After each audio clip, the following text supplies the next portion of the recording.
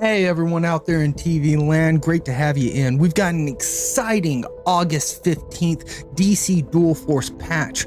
Now, the video you're about to watch, the patch was not live when I recorded it. I was live on stream. Come check me out on Twitch. But they shared the patch notes with us a little bit beforehand, and I wanted to try to put this video together as soon as possible so that you can get information about the patch notes in a video format rather quickly. There is one correction that I've got to make in the notes as I'm going through. I talk about Wonder Woman and I say that her ability has to affect now only the recruit in front of her. That has been corrected. It is the recruit in her lane. So whether it's in front of her or behind her, the recruit in her lane is the actual text update. Aside from that, everything else should be good to go. So please enjoy it. Link to the patch notes in the description, and yeah. Check out this segment from my stream where we talk about patch notes. It's August 15th and DC Dual Force is dropping a brand new patch. In this patch, we're going to have a lot of balance changes along with other things for this open beta game. So we're just going to review this really quickly and take a look at what some of these balance changes look like. Off the top, we've got Wonder Woman. Currently, you get 4 attack when you utilize her leader power, and you give all of your recruits +1 health. Wonder Woman is going to be changing. She's still going to take 2 charges to activate. However, she's only going to give it 3 attack power instead of 4, so losing an attack power there. And she will give the recruit in front of Woman +1/+1. So no longer is Wonder Woman buffing all the health across all of your recruits. She is now only targeting the recruit in front, but is also giving a little bit of attack damage as well. The next leader change comes in the form of Batman. The Dark Knight currently has 2 charges to be able to utilize his power and gets 3 attack, seeking 1 of 2 of his gadgets. Gadgets being incredibly strong utility cards for Batman to use that are free to play. Batman's going to change to have 18 health instead of 19. So we're not seeing any change in his attack power. We're not seeing any change in his gadgets. We are just seeing his health drop down by 1 point, helping rein him in for such a powerful leader power. Next up would be the Flash. The Flash is also going to be changed. Right now, every 2 charges, the Flash gets 2 attack damage and flurry, being able to attack twice that round. The Flash is going to change to have 19 health instead of 17 health. This is huge for the Flash because you're constantly wanting to use those flurry attacks in order to attack recruits.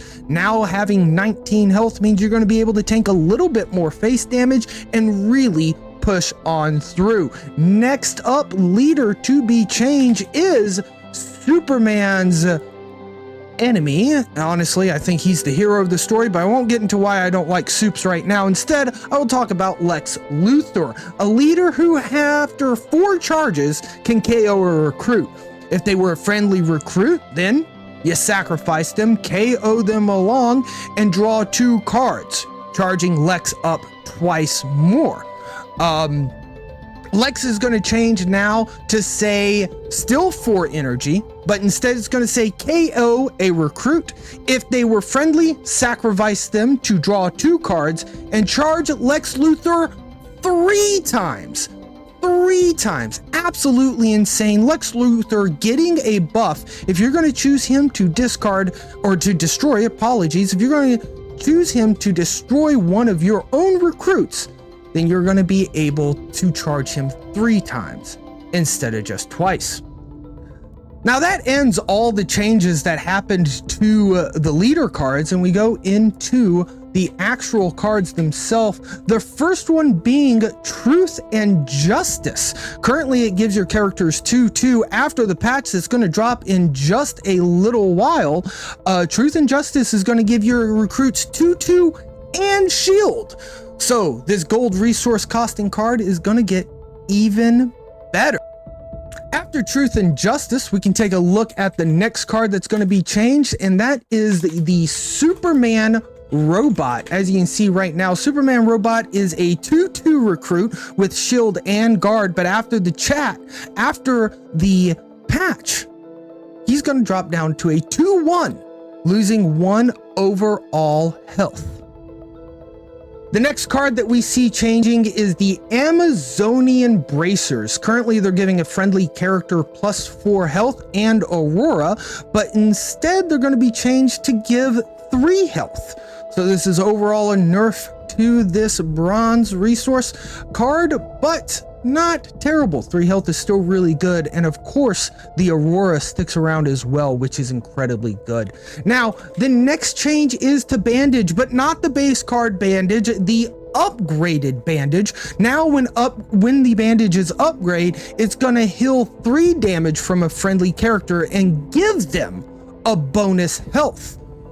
Currently it heals 3 damage and draws a card. This is a big change to Bandage, and that's really going to affect the decks that were looking to Batman to utilize Bandages for card draw, since of course now it's not going to be card draw at all, but an extra HP point to keep you alive and going. So we should see some major changes for decks around the card draw mechanic that we're utilizing upgraded Bandages. You're going to have to find new ways to get those draws to happen. Now, also our next card is Alfred Pennyworth, a character who gives you a bandage and charges Batman. We're going to change Alfred to say, deploy.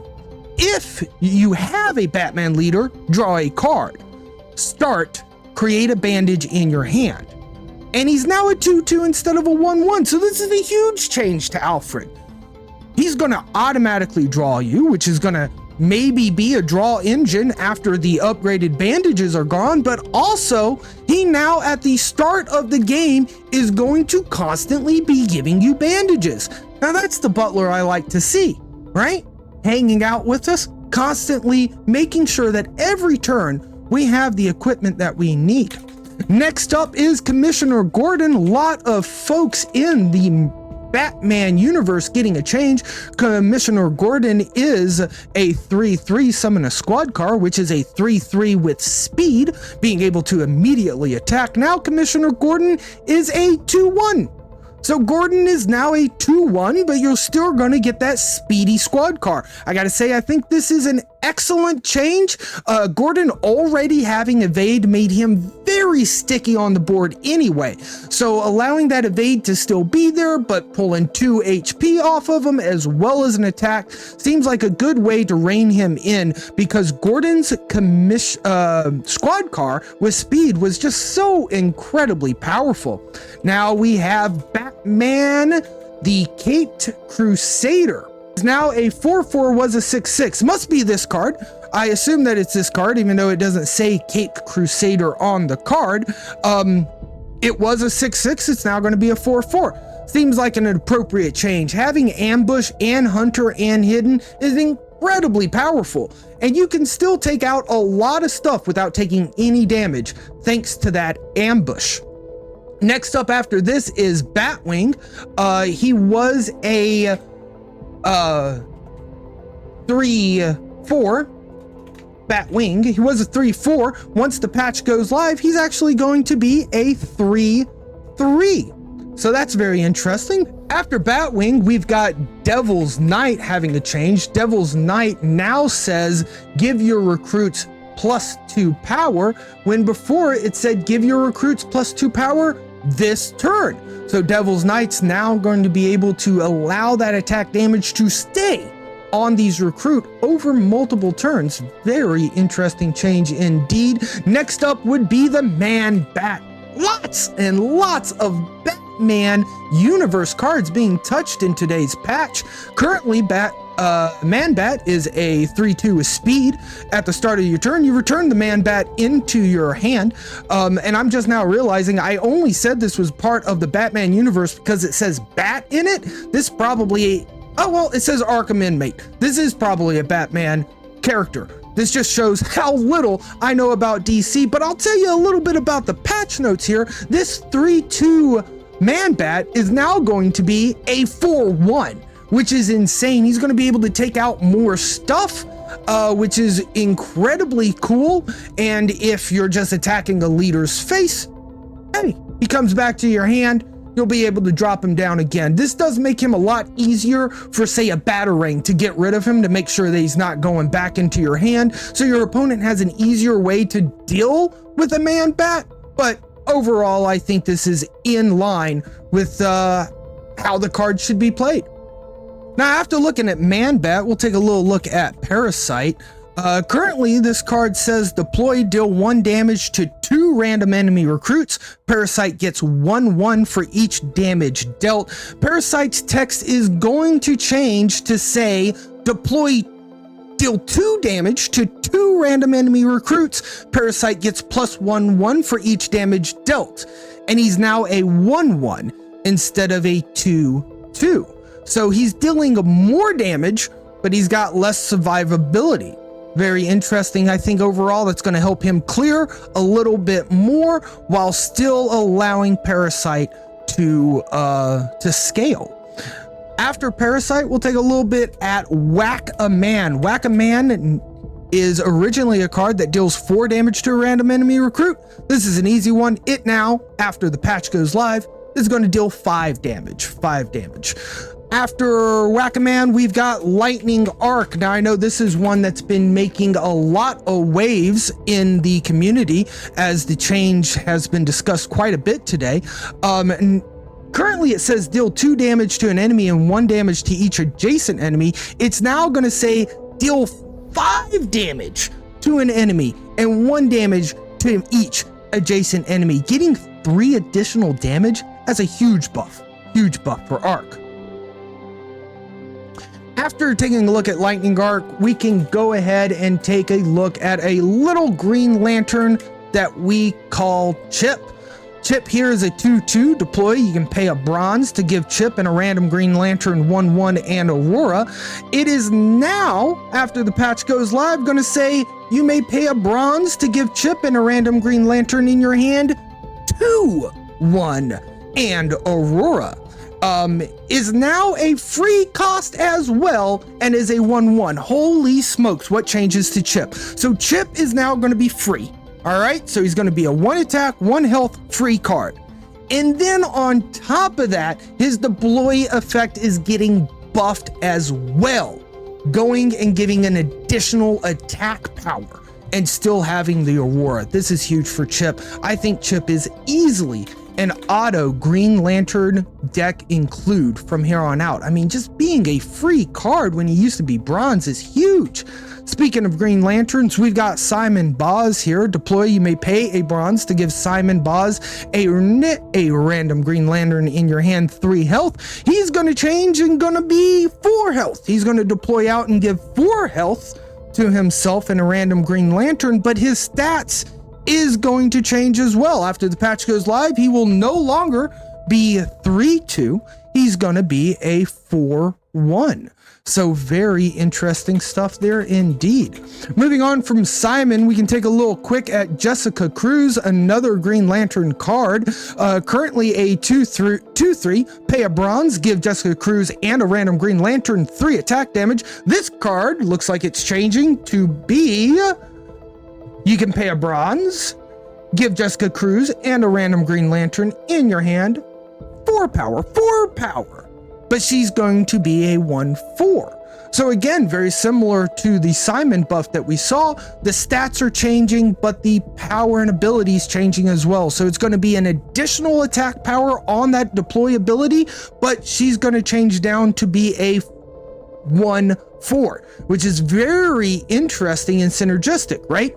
Simon gives 4 health, he's a 4/1, and then Jessica here gives 4 power, and she is a 1/4. So literally, quite literally, 2 sides of the same coin, which is how they are right now, being 2/3 and 3/2, but changing it around there to be less about their stats on the card and more about the ability that they have and the stats that that ability gives.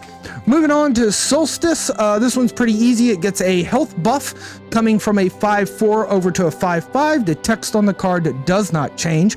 John Stewart, our favorite late night host Green Lantern is coming in with a little bit of a change too. John Stewart currently looking a little bit like this, paying a bronze in order to deal damage equal to John's attack to a random enemy. He's now going to be a 5/4. So that's a huge change. That, I mean, honestly, like his deploy ability is based off of his attack damage, and now he has more attack damage. Although he's got less health, I think this is overall a huge buff to John Stewart. Moving on, we've got the Supersonic Sucker Punch. Give a friendly recruit +4 attack and invincible this turn. We're going to see this go ahead and change to say give a friendly recruit +4 and invincible this turn. Draw a card. So Sucker Punch now going to be able to be a draw mechanic as well. Strictly a buff to this card that we are seeing. I love to see a little bit more draw, especially with those bandages change that we saw earlier, where upgraded bandages are no longer going to be giving draws. Moving on, now we have Lasso of Truth. Move and exhaust an enemy recruit for a bronze resource. This is now free. This is just free. This is just a free card. Not 100% sure Might needs any more free cards, but hey, Lasso of Truth being a free card, I don't have a problem with that. Seems to be mostly utility, and a good utility at that. So Lasso of Truth coming down to be a free card. Moving on to Metron. This one's an easy change. He's now a 410. Instead of being 210, he's 410, just getting a little bit more attack power. Nothing too crazy about that. And similarly with this card here, Demos, let me know in the comments how you're supposed to pronounce this, but he's just getting an extra health point here, going up to a 2-3 instead of the 2-2. Aside from that, we have Shadow's Blade. Give a friendly recruit ambush this turn. We're going to see this card updated instead to say, give a friendly recruit ambush and lethal. Demos. I have chat telling me it's pronounced Demos. Thank you, chat. Appreciate you, Gurk. This is huge. Ambush and lethal? Holy smokes. Shadow's Blade to just destroy whatever needs to be destroyed. That's really cool. Really cool. Ambush and lethal on the same turn. That's going to make a difference. Indoctrinate's our next card to take a look at here. You can see this is a pretty big patch, but it's also our last card to take a look at. So we are rounding up at the end of the patch notes here. Indoctrinate. Summon a silver recruit from your opponent's deck in a front row space and give them guard. This is now going to change to say, put a non-gold enemy recruit into your deck. Very big change on Indoctrinate, where before it was always guaranteed to be a silver, and you pulled it out of their deck into your front row space and gave it guard. And now instead, you're just going to put a non-gold enemy recruit into your deck. That's very interesting indeed. The way that I'm understanding this text as it's written, put a non-gold enemy recruit into your deck, means to tell me that you pick a recruit that's on the field, on your opponent's side of the field. As long as it's not gold, you pick it up off the field and you shuffle it into your deck. That's so much better than Arrest, right? You've used Arrest before, it goes back into their hand, they play it again. Oh, I don't want you to play it again. Instead, I want to indoctrinate it into my deck so that I might pull it and play it, but more importantly, you are not going to play it. Now, thank you, chat. That brings us through to the end of the patch notes that we've had. What do you feel about these? This is huge. Open beta patch notes, a lot of changes in here. What was your favorite change? I gotta say, I love what CCG Labs is doing here. They've got lots of open patches coming out. They've got lots of interesting information coming out. They are iterating on this game while it's in open beta in a huge and exciting way. And I love to see such a huge patch. It was wonderful having you here today. We'll catch you next time.